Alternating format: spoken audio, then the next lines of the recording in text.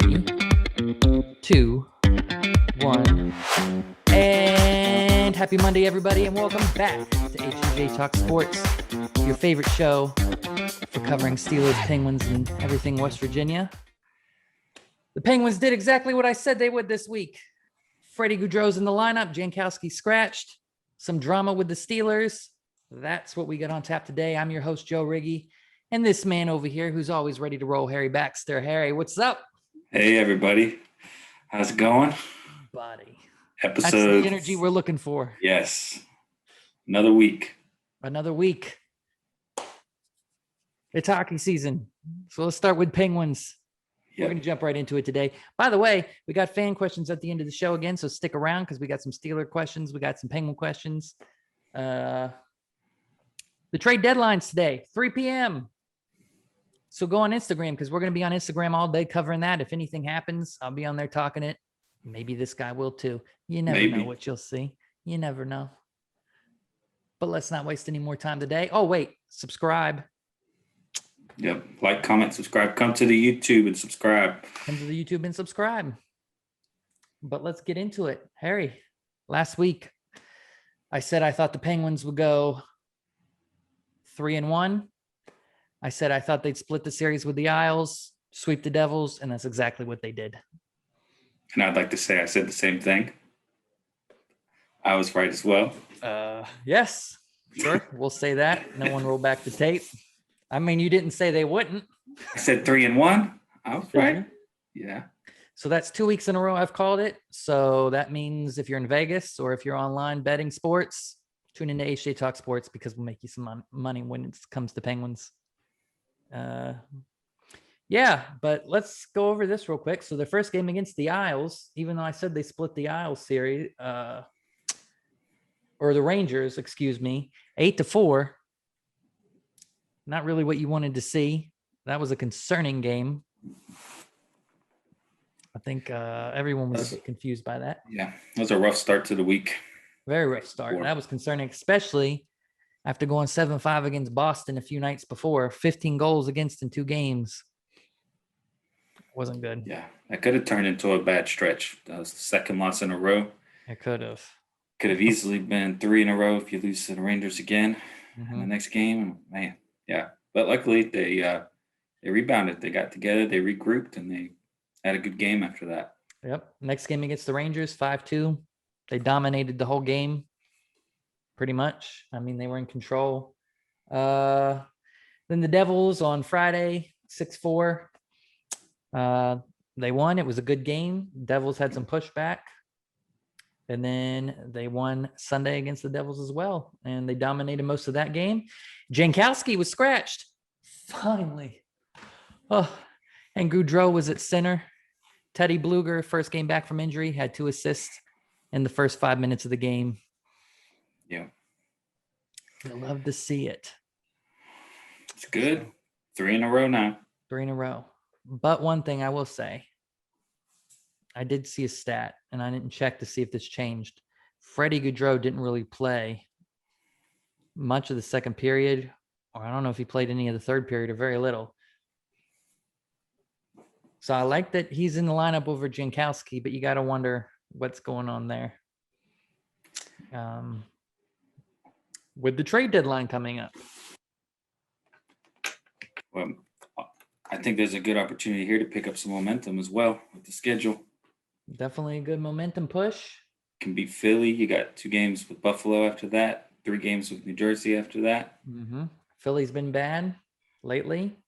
Mm-hmm. Buffalo's Buffalo. But let's talk some trade deadline because today is the trade deadline, 3 p.m. Of course, we record this at Sunday night. So if the Penguins make a move tonight, we might not mention it, but I'll talk about it on Instagram just in case.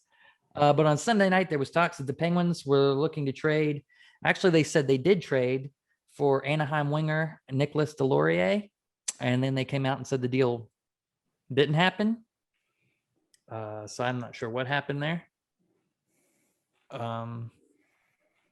He's kind of a big, tough winger. We've been talking about Pittsburgh maybe getting some grit. He's a fighter. He's not bad. I don't know if that's the direction I would go in if I were Pittsburgh. But yeah, that fell through. Again, we record these on Sunday night. You're watching it at Monday at noon. So if something happened late, go on Instagram because we'll be talking about it over there. But we actually got a question from a viewer about the trade deadline and who we think the Pens are targeting. So I'm going to save the rest of my Pens trade talk to the end of the show. We'll answer the question and we'll go into a few of these other options. But the Pens upcoming week, like Harry said, Flyers, Buffalo. Very good opportunity. You could win 3 games here. Is that the prediction? 3-0? I'm not feeling 3-0. Should I be confident? I will say 3-0. Harry's saying 3-0 this time, so he really is making a prediction. I'm going to say 2-1. And I don't know where that one's coming from, but I don't know. Probably Buffalo. I don't know. It's funny. Philly's lost 2 of their last games against Buffalo, which is hilarious. So let me just put that out there. One interesting thing, we're getting close to the playoffs. Philly and the Rangers aren't necessarily out of it, but it's pretty much looking like the playoff lineup is set. Washington, Islanders, Penguins, and Boston is what it looks like is going to happen. Which, if you're in this division, that's a tough first round, no matter who you get.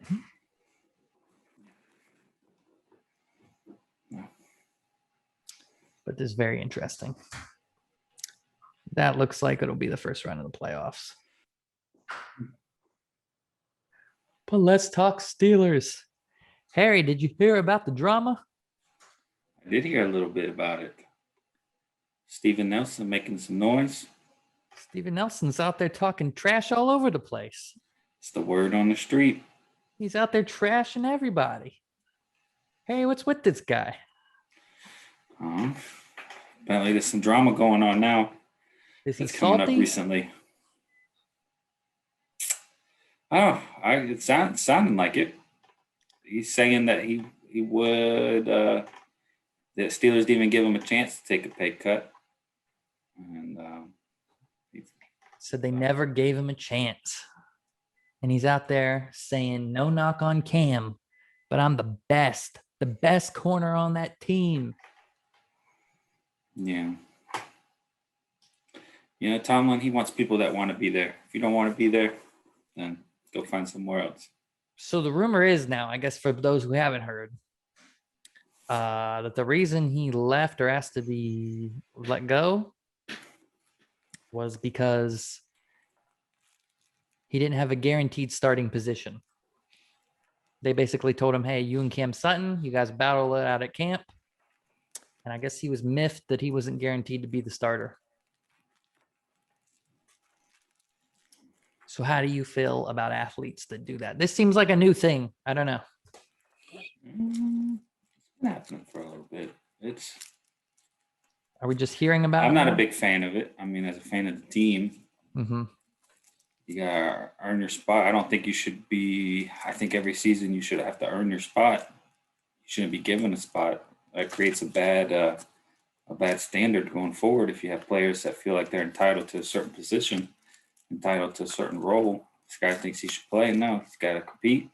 You got to get there. You got to earn it. You got to show that you're one of the best. It's not just put me in there because I've been here before. Do you think social media is to blame for some of this? Social media lets us see it more. You see it more, hyping up egos, maybe? We see it a lot more. What could be just in the locker room is now all over Twitter, all over Instagram, Facebook, all these things. I don't know. And I'm biased, but I just think of, and maybe it's just a Steelers thing, I can't imagine Joey Porter or somebody like that back in the day in the locker room whining because they weren't guaranteed a starter position. I guarantee you say that to Joey Porter, his answer is, you're going to start me because I'm going to earn it. And there's going to be no question about who the best is at the end of training camp. James Harrison, you think he would whine about it? Or would he go out there and prove that he's the best?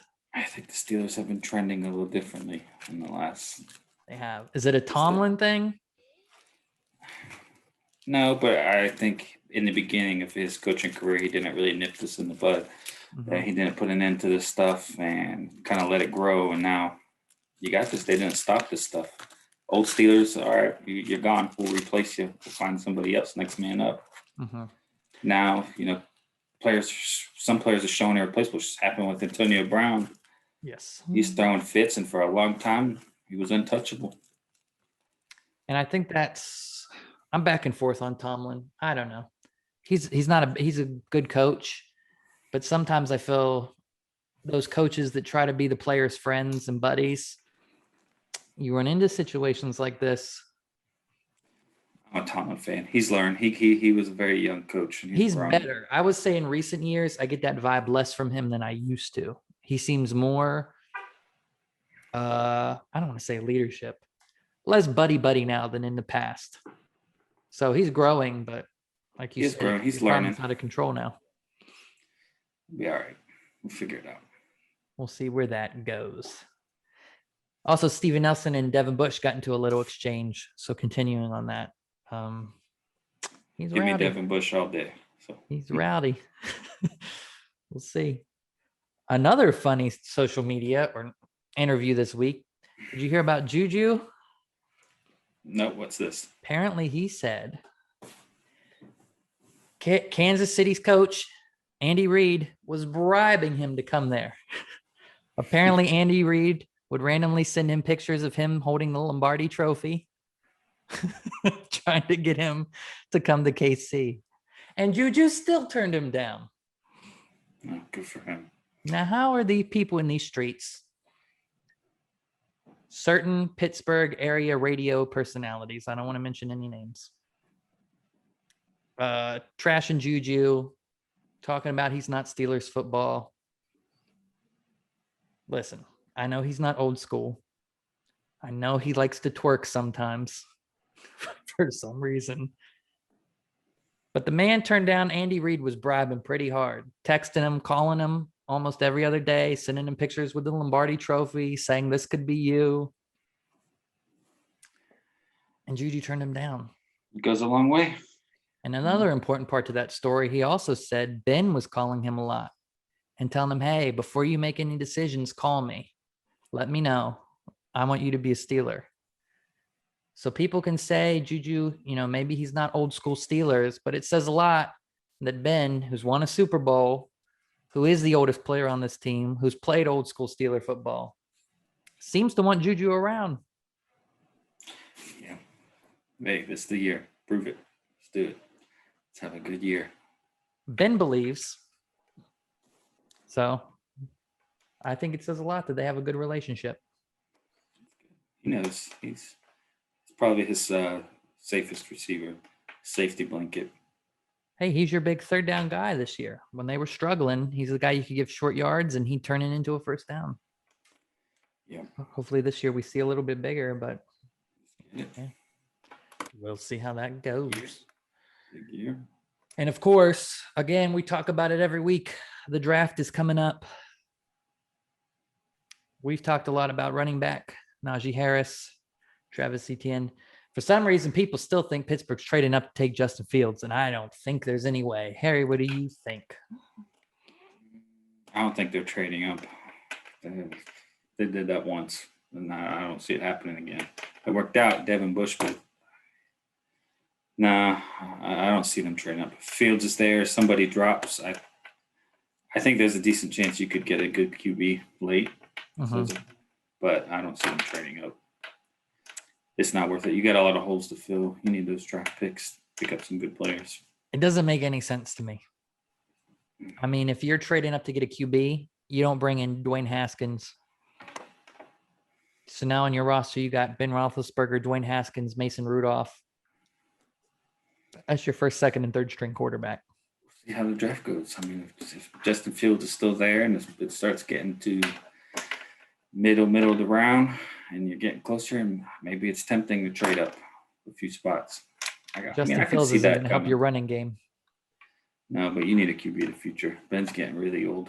I don't think, personally, I don't feel Haskins is going to be the guy.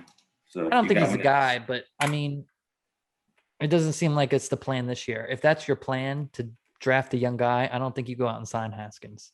Yeah, but you don't have these opportunities with this many good quarterbacks every year. It doesn't come around a lot. And if they were going to do it, I feel like they would have made a move for a running back already. A veteran running back, bring someone in. They could feel a lot of these guys are going to go before their pick. Could be. We'll see. We'll see what happens. A lot of people have them drafting an edge in the first round too. I don't see that happening. Honestly, I would be shocked if they didn't draft Najee Harris in the first round. Running back's expensive. I mean, running back in the first round, I think that's the problem. Lucky, I mean, you're late in the first round. It's worth it. I could see something happening if Fields or one of these big name quarterbacks is there. I don't think he falls that low though. I don't think he falls either. But if for some reason these people drop, you can never trust the news exactly. No, people aren't going to tell you exactly their plan. But if he's there in the middle, maybe you jump up, you grab him. Probably not likely, but I could see it. I would put my money on no, but we'll see what happens. A lot of people have that in their mock drafts, and I don't see it. But we'll find out in a couple weeks. Yeah. Which is very, very exciting. West Virginia. I think on our very first show or second show, I was talking about a few quarterbacks that were looking at West Virginia. One of them I was talking about, QB Gavin Winstead, 4-star recruit. He decided to go to Rutgers. It was so close. So close. That could have been a good one. Not my choice. Not your choice? Not a very good, not a big football school, and you're playing in the Big Ten. It seemed like a weird choice, and he had better school. That's what made it weird, because I don't know. West Virginia wasn't the best school on his list. He had some better schools. So Rutgers was a weird decision. He must want to play.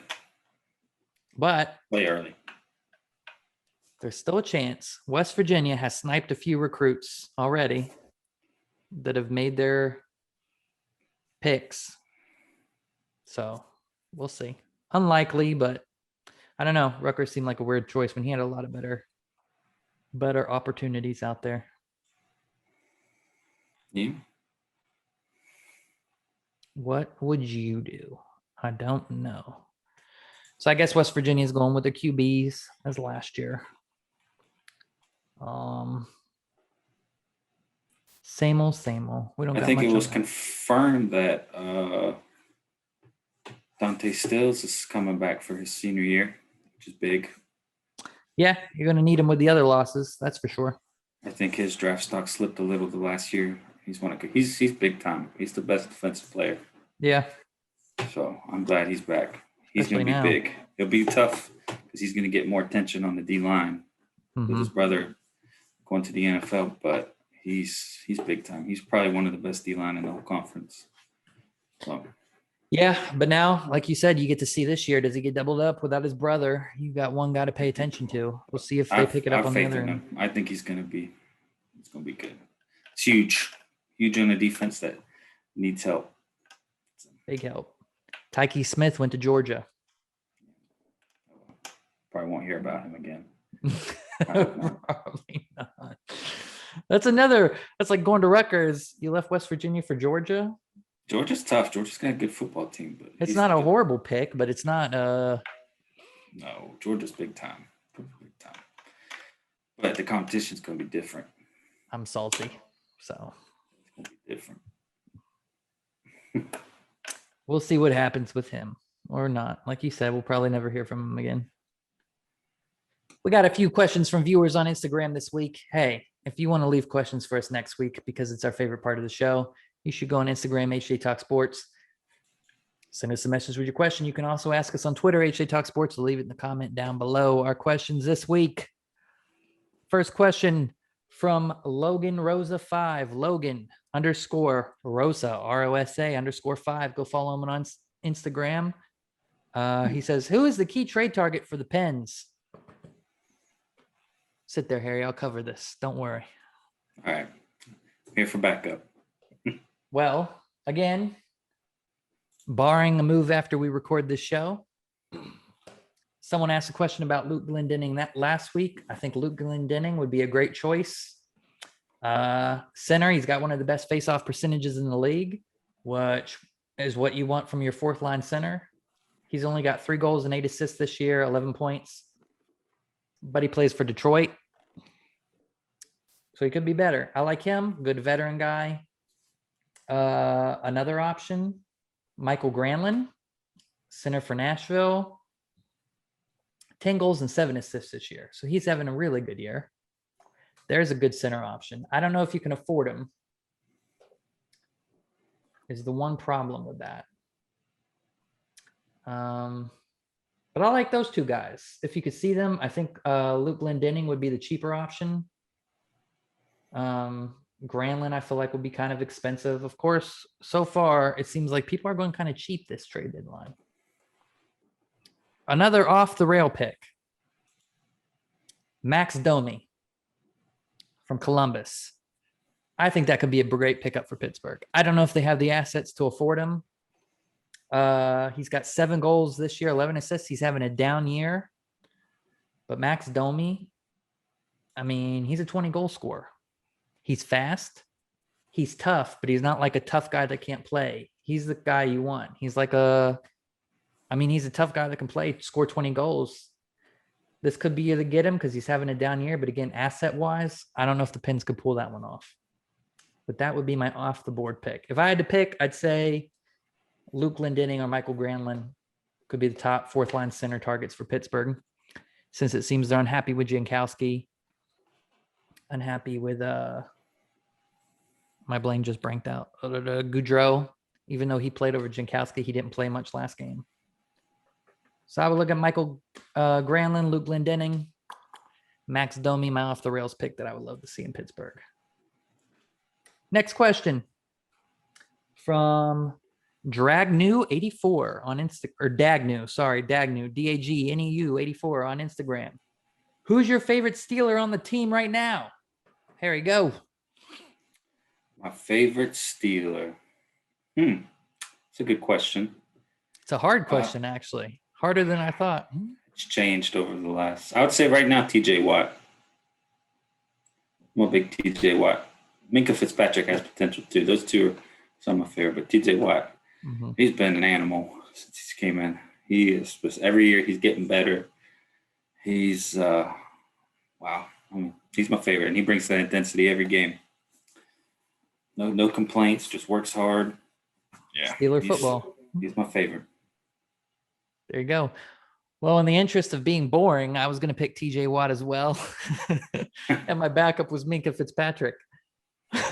So that's how we lean. When it comes to football, I'm always a defensive guy. My favorite players have always been Troy Polamalu, James Harrison. The most hyped I get in watching a football game is when the quarterback gets sacked more than a big play. I don't know. One of my favorites for a long time was Hines Ward. Hines Ward is probably right behind Troy Polamalu as my favorite Steeler of all time. Yeah. I would say Troy Polamalu, when he was at his height, he was but Hines Ward is right behind him. Hines was one of my favorites for a long time. I loved Hines. Hines was good. Rare for me because I usually go defense. But right now, I would say, I agree, TJ Watt, he's the best. Steeler football. Big year for him too, because he's going to have to, he doesn't have that other side anymore. He's going to show out though. He's all on his own. He needs to win Defensive Player of the Year. Like, what's happening? He should have won last year. They gave it to Donald. I mean, Donald's a force. Don't get me wrong, but the numbers are there. It's just ridiculous. 2 years in a row now he should have won, I feel like. It's all right. Keep it up. And he's getting snubbed. Make it so they can't deny you. Snubbed. It's ridiculous. Yep. H&J Talk Sports on Instagram and Twitter. But the most important thing you should do is subscribe right now. Watch us every Monday. Trade deadline today. Follow us all day on Instagram and Twitter. We'll be tweeting and talking and reeling and storying, whatever the kids call it. We'll be there. We'll see what Thanks for the support so far. We really appreciate it. True. You guys have been rocking it, especially on Instagram. Yeah. We love it. Crazy. We love it. I want to see some of you go over to YouTube and more questions for us. Yeah, send us questions. We love them. All week. We're interested in what you guys have to say. Yeah. Thank you. Let's hear what you guys think about this stuff. I did do a poll on Instagram this week. Travis NTM versus Najee Harris. And you guys mostly agreed with us. Overwhelmingly, Najee Harris. Which is what the Steelers are going to do. Put the money on it. Let's see. It's coming. A couple weeks away. Yep. It's like the start of football. You start getting hyped. It's coming. It is. It's time to get hyped. This is a slow April, other than the Penguins kicking ass. Penguins playoffs coming. That's coming. Not that far away. Nope. Things are about to get interesting. Yep. Playoffs in football. Here we go.